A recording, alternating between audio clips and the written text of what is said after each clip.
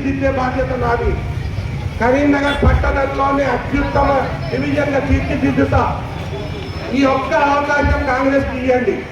ఆలోచించండి మేధావులారా, students, business men, పని చేసుకునేటోళ్ళు అందరూ ఆలోచించుండ్రి. వచ్చి కథలు చెప్తాడు, కడుపులో తల పెట్టినట్టు చేస్తాడు, బస్సు లైన్లోకి చేస్తాడు, జైలుని పైసలు పెట్టాడు. జైల్లో పైసలు పెడితే తీసుకోండి, కానీ నమ్మకండి. నమ్మక ద్రోహి. రాజేంద్రరావుకే ద్రోహం చేసిండు, జగపతి రావుని తిట్టండు, రాజేంద్రరావునే తిడుతుండే మనిషి ఎంత నమ్మక ద్రోహితుడు. మీకు ఎన్ని కపట నాటకాలు చేసినా నమ్మక ద్రోహం చేసేటోడే.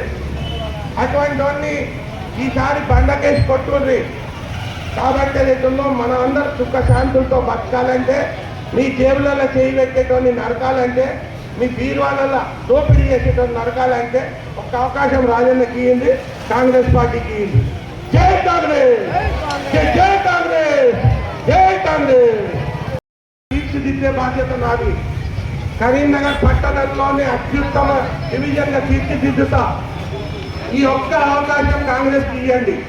ఆలోచించండి మేధావులారా, స్టూడెంట్స్, బిజినెస్ మెన్, పని చేసుకునేటోళ్ళు అందరూ ఆలోచించుండ్రి.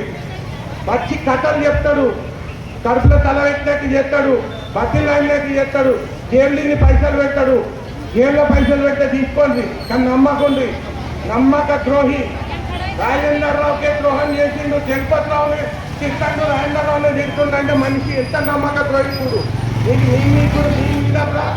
ఎన్ని కపట నాటకాలు చేసినా నమ్మక ద్రోహం చేసేటోడే. అటువంటి వాడిని ఈసారి బండకేసి కొట్టుండ్రి.